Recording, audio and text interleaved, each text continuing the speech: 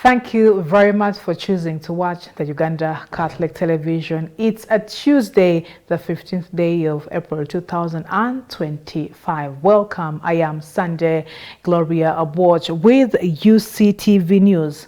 Now, a special prayer session has today been held for the full recovery of Pope Francis during an animation activity at Cardinal Nsubuga Memorial Primary School today for the by the Holy Missionary Childhood under the Pontifical Mission Society. This was done in solidarity to show sympathy with Pope Francis's recent health challenges, which saw him admitted to Rome's Gemelli Hospital on February 14 with bronchitis that later progressed to double pneumonia. The Holy Pope was discharged on March 23rd after 5 weeks of hospitalization, which involved episodes of acute respiratory challenges or insufficiency and early-stage kidney failure.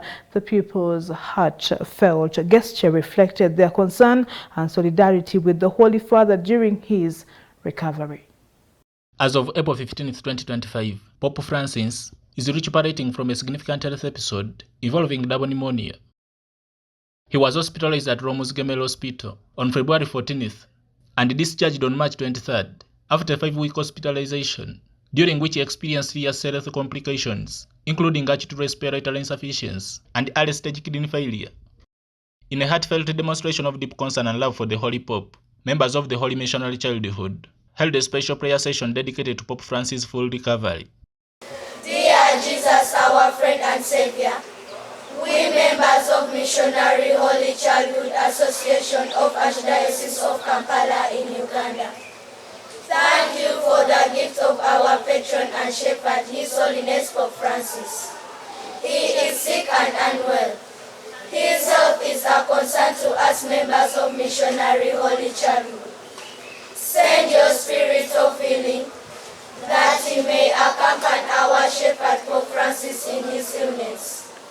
As he endures pain and discomfort, give him strength and peace. May he experience the continued grace of your mercy. Today was not only about praying for the Pope. The pupils also took part in a captivating animation exercise. This included reciting and interpreting the Rosary, defining the symbolism of their Pontifical Mission Society uniform, and showcasing their anthem with unmatched dedication. Jesus is our friend. Let us love one another. Let us love one another. Jesus is our friend. Our motto is Children helping children. Our patron saint is Saint Kizito. And our patron is the Pope. In the Missionary Holy Childhood, we have 3 pillars. The first one is evangelization. Here children evangelize fellow children all around the world by sharing the good news of Jesus. The second one is prayer. The Missionary Rosary has 5 different colors on each decade. Each color represents a different continent. The green color. Green represents the continent of Africa. Here children pray for their fellow children from the continent of Africa. The yellow color. We are children of the Holy Childhood. We love and follow Saint Kizito. In an exclusive engagement with the Kampala Archdiocese animator, Justin Wafoyo, it was revealed that this initiative is part of the Mother Church's commitment to implementing evangelization as tasked by the Holy Father, particularly by planting the seeds of faith in the younger generation. The objective is evangelization. Children evangelize their fellow children. Similarly, speaking on behalf of the Social Communications Office of Undeba Catholic Parish, Gabriel Chalisima emphasized the importance of involving children in religious activities and highlighted its significance to the mission of Mother Church. Okubanga bakulanga balina eddiini ate nga bakulanga bateekateekebwa kuba ekereziya ey'enkya okuba abaana abalungi mu public oba wabweru w'essomero wano. The Holy Missionary Childhood is a subsidiary of the Pontifical Mission Societies, a Catholic organization for children that aims to promote missionary awareness and support young people in missionary territories. It places special emphasis on nurturing a missionary spirit and deepening children's understanding of the Church's global mission. The Democratic Party has urged Ugandans to reflect on and implement the recent pastoral letter issued by the Uganda Catholic bishops, which outlines 12 critical issues that require urgent attention from all stakeholders in order to address the country's worsening societal challenges, while addressing media at the party head offices in Balintuma Road. The Democratic Party spokesperson Okoler Opio emphasized that the bishop's message, which was delivered by the Uganda Episcopal Conference Chairman Bishop Joseph Anthony Ziwa, should serve as a wake-up call to all stakeholders, as bishops are endowed with the ability to discern right from wrong, and that adhering to their counsel could lead to the country's prosperity. And I wish to agree with the contents of this letter. Now, what is the solution? Democratic Party is solution-oriented.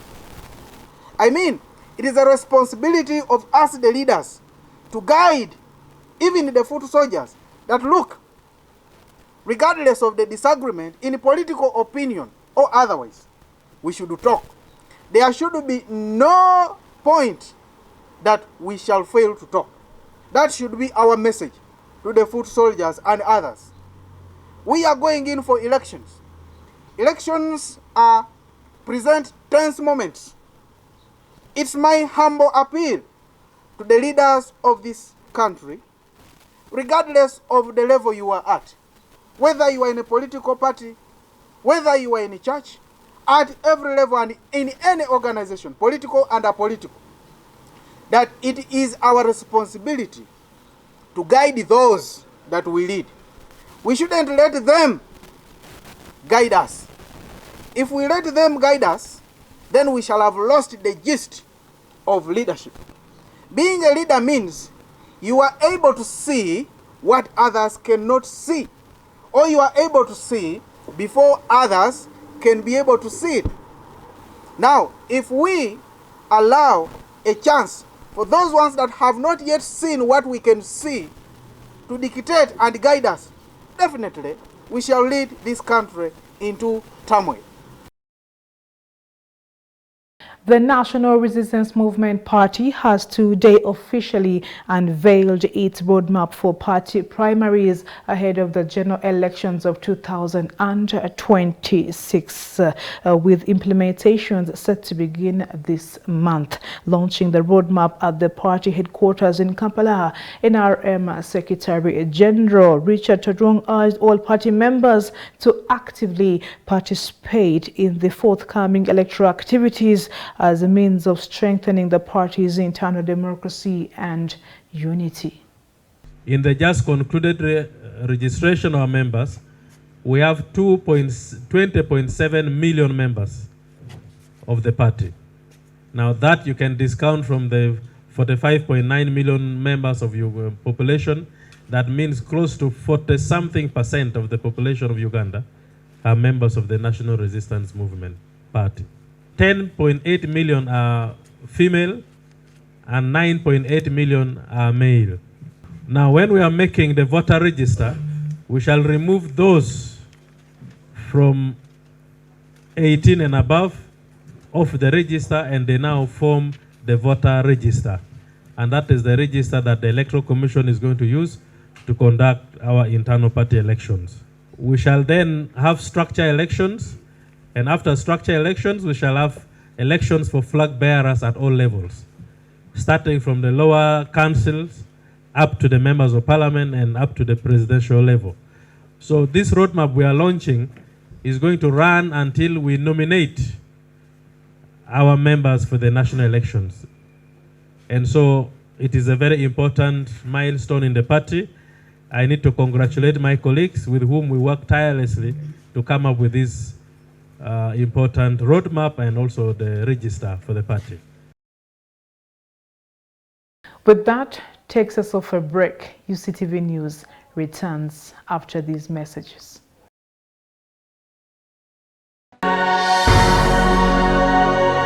UCTV. Good news for all. Radio Patches, the best value-based community radio in Eastern Africa, running 24/7 with professional staff and solar energy backup of up to 500 kilowatts peak.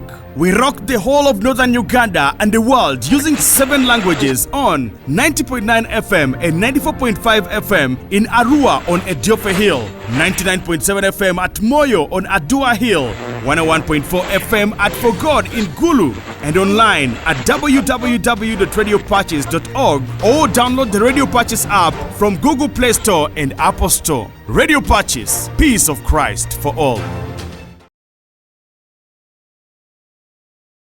You are watching the Uganda Catholic Television. It is UCTV News as we continue with the comprehensive renovation project of the Uganda National Museum is at 64% progress and projected to be completed by October 2025. This has been revealed by the Minister of State for Tourism, Wildlife and Antiquities, Martin Mugara, Bahinduka, while announcing the country's preparations to join the International Museums Day commemorations slated for the 16th day to 18th of May this year at the Uganda Media Center in Kampala.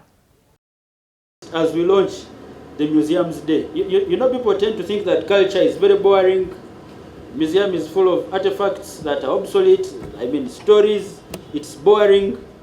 But I think this has changed. And that is why you see that even as we speak today, as much as we are going to celebrate our Museums Day, speaking about the culture and the history of specifically Tigeza that we are going to focus on, we are mixing up a couple of activities to make this more lively. And that's why you see people like Fik Fameka are here, people like Moses Golola, and a couple of other musicians. And the entire program of what I read to you. So this will be a cocktail of activities. Just beyond, you know, experiencing our culture and museum. But it's important that as a sector, we focus on culture. Culture is the fastest growing product now. It is probably going to beat the wildlife product soon. And that is why government is investing in cultural sites. We just launched a site in Dokolo, probably a few months ago, where Mwanga and Kawalega were captured. And you'll continue seeing we have partnerships with most of these kingdoms, including the Buganda Kingdom, where we did something with them at the Kasubi Tombs. We have agreements with the Bunyoro Kingdom, and all these other institutions. And as government, we are committed to protecting these sites, to developing them, to making them more appealing, but also to selling them so that people can be able to make some money.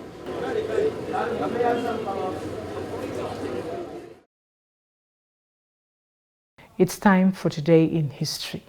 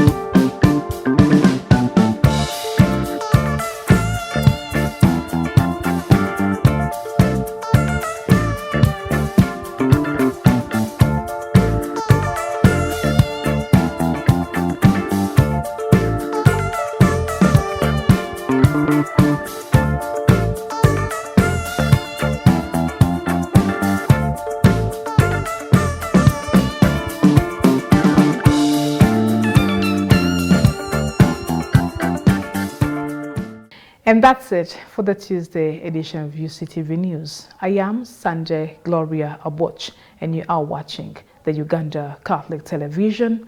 Good news for all.